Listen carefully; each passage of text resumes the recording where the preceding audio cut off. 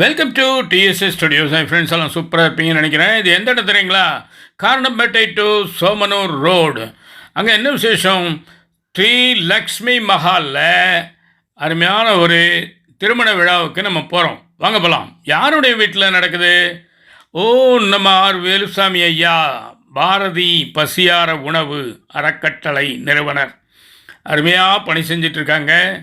அதனால் அவங்க பொண்ணு சௌபாக்கியவதி வி ஐஸ்வர்யாவுக்கும் சந்தீப் அப்படிங்கிற மணமகனுக்கும் கல்யாணம் நடக்க போகுது. எங்கே பாருங்கள், என்ன அழகாக வரவேற்கிறாங்க பாருங்கள்.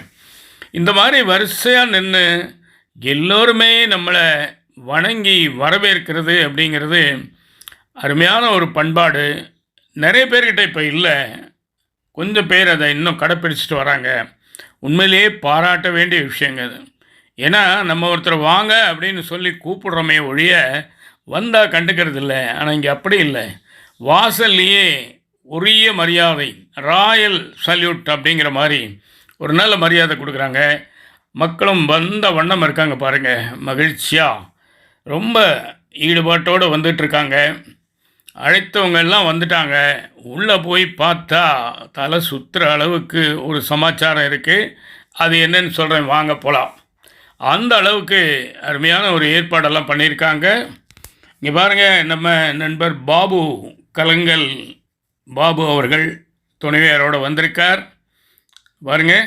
அவங்க ரொம்ப நல்ல முறையில் உபசரித்து வரவேற்று அவங்கள அந்த அளவுக்கு யாருன்னு பார்க்குறது இல்லைங்க. யார் உள்ளே வந்தாலும் சரியான மரியாதை. முருகப்பெருமானுடைய அருளால் எல்லாம் நல்லபடியாக நடந்துகிட்ருக்கு.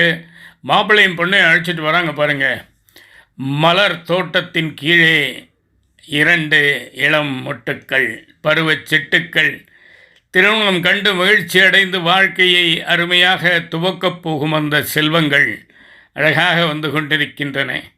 அவர்கள் நீடூடி காலம் வாழ வேண்டி நாம் அனைவரும் அன்போடும் பாசத்தோடும் வாழ்த்துவோமாக. வாருங்கள், நாதஸ்வரம் என்ன அழகாக வாசித்து கொண்டிருக்கிறார்கள். அருமையாக அந்த மேடையை நோக்கி அவர்கள் இருவரும் வந்து கொண்டிருக்கிறார்கள். மலர் தோட்டம் அந்த காலத்திலே தொங்கு தோட்டம் என்பார்கள்.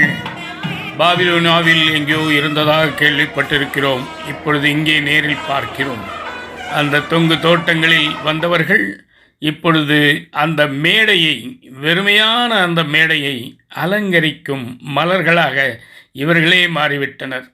அங்கு வாருங்கள், 2 பிளாக் அண்ட் ஒயிட் என்பது போல 2 பேர் அந்த மணவரையை நிறைத்திருக்கிறார்கள்.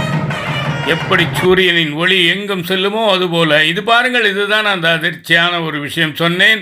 இது ஏதோ மாநாடு போல் இருக்கிறது. முதலில் பார்த்த பொழுது மணமக்கள் வந்த பிறகுதான் தெரிகிறது இது திருமணத்திற்கு வந்த அன்பர்களுடைய அளவுக்கு அதிகமான கூட்டம். மிக மிகச் சிறப்பான ஒரு திருமணம் என்று தான் நான் சொல்லுவேன். ஏனென்றால் இத்தனை பேரையும் அழகாக சமாளிக்கிறார்கள். எந்த விதமான இடையூறும் இல்லை, தொந்தரவும் இல்லை, தள்ளுமுள்ளு கசமுசா எதுவும் இல்லை. மிக அற்புதமாக அந்த நிகழ்ச்சி நடந்து கொண்டிருக்கிறது. இது ஒரு சராசரியான திருமண நிகழ்ச்சி மட்டும் என்று நினைத்து விடாதீர்கள்.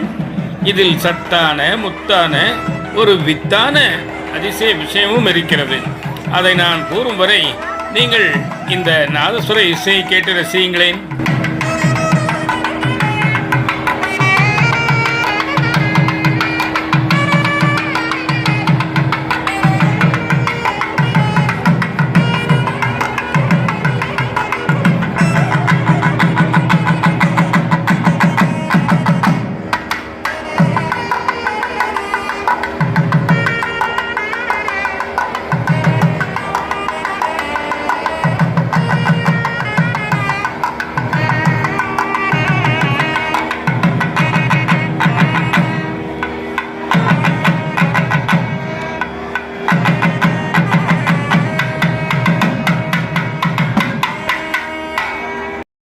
இதோ நீங்கள் அவளுடன் எதிர்பார்த்த அந்த சத்தான முத்தான வித்தான விஷயம். மாம் விதைப்பந்து தான் வித்தான விஷயம்.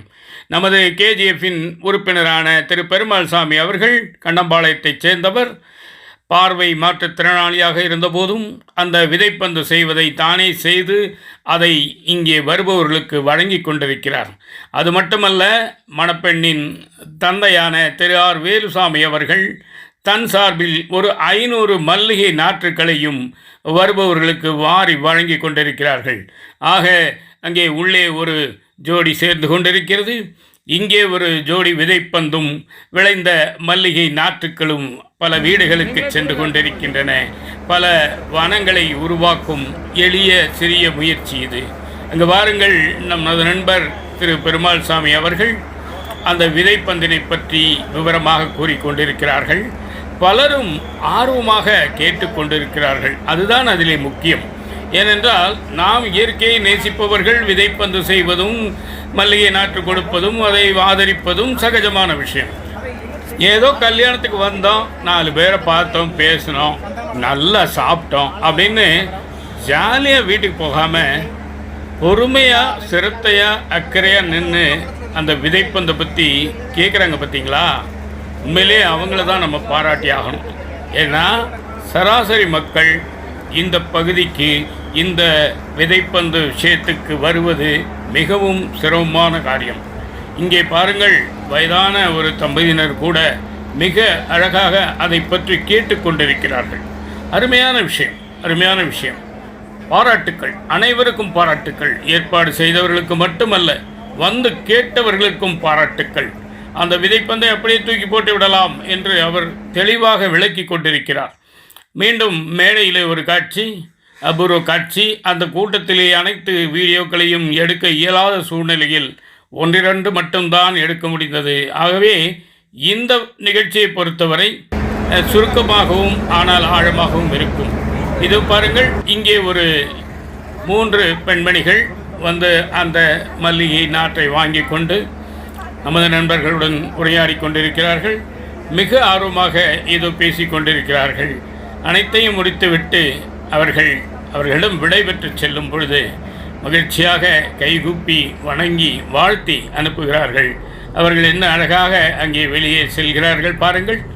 இந்த மல்லிகை நாற்று அவர்கள் வீட்டிலே ஒரு நாள் மனம் வீசப் போகிறது.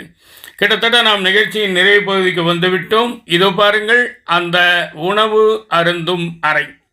அழகாக சீருடை அணிந்த அந்த பணியாளர்கள் பரிமாற, விழாவுக்கு வந்தவர்கள் இனிய முறையிலே வேண்டியதை வாங்கி, இப்பொழுதெல்லாம் இந்த பஃபே சிஸ்டம் என்று சொல்வது ஒரு வழிக்கு நல்லதாக தெரிகிறது.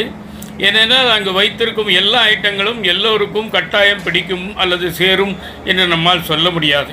ஆகவே நமக்கு எது ஆகுமோ அதை மட்டும் பார்த்து தேர்ந்தெடுத்து வாங்கிவிட்டால் நமக்கும் நல்லது, அந்த உணவுப் பொருளும் வீணாகாமல் இருக்கும். இதே இலை போட்டு பரிமாறிவிட்டு அழைத்தோம் என்றால் பாதிக்கு மேல் வீணாவது பல இடங்களில் நாம் பார்த்த கேட்ட கண்ணீர் விட்ட ஒரு சம்பவம். ஆக இது ஒரு நல்ல ஒரு ஏற்பாடு. அனைவரும் அருமையாக வாங்கி இனிமையாக உண்டு மகிழ்கிறார்கள். இப்படியே அவர்களை ஒரு சுற்றி வரும் பொழுது அப்படியே நமது நண்பர்களையும் பார்க்கலாம் என்று நினைத்த மாத்திரத்தில் உடனடியாக நமது கண்ணில் பட்டவர் நமது நண்பர் பெருமாள் சாமி. அங்கு அனைத்து விதைப்பந்துகளையும் கொடுத்து விட்டு கிட்டத்தட்ட 600 விதைப்பந்துகளுக்கு மேல் அவர் வழங்கியிருக்கிறார். அந்த அலுப்பு தீர இங்கே வந்து அருமையாக இனிமையாக உணவருந்தி கொண்டிருக்கிறார் மனைவியுடனும் பேரனுடனும். ஆக இந்த நிகழ்ச்சி மிகச்சிறப்பாக அருமையாக நடந்தது. இந்த பையனை என்ன சொல்கிறார் கேட்போமா? நல்லா இருக்கா சாப்பாடு? சாப்பாடு நல்லா இருந்துதான், ரொம்ப ரசித்து சாப்பிட்டுட்டு இருக்காரு தம்பி. சரி, அவங்க சாப்பிட்டோன்னு தொந்தரவு பண்ண வேண்டாம். அப்படியே வரும்போது எல்லா இடங்களையும் ஒரு சுற்றும்போது எல்லோரும் அழகாக அன்பாக பரிமாறுகிறார்கள், உணவருந்துகிறார்கள். மேடையிலே பாருங்கள், ஒரு ஜோடி இனிமையாக அங்கே ஏகாந்தத்திலே இனிமை கண்டு கொண்டிருக்கிறது. அன்பு, காதல், பாசம், நேசம், மரியாதை, நட்பு என்று பல உணர்வுகளை கலந்த இந்த நிகழ்ச்சி மனதுக்கு மிகவும் ரம்யமாகவும் இருக்கிறது. கூடவே நாம் இயற்கையையும் நேசித்து அதையும் பூசிக்கிறோம். அது தவிர கேஜிஎஃப் மற்றும் ஓடிபி ஃபவுண்டேஷன் மற்றும் பல ஃபவுண்டேஷன்களைச் சேர்ந்த நண்பர்களும் வந்திருந்தார்கள். இனிமையான இந்த நிகழ்ச்சி இந்த இடத்திலே நிறைவு பெறுகிறது. கண்டுகளித்த அனைவருக்கும் நன்றிங்க, வணக்கங்க. மீண்டும் சந்திப்போம். வாழ்க மணமக்கள்.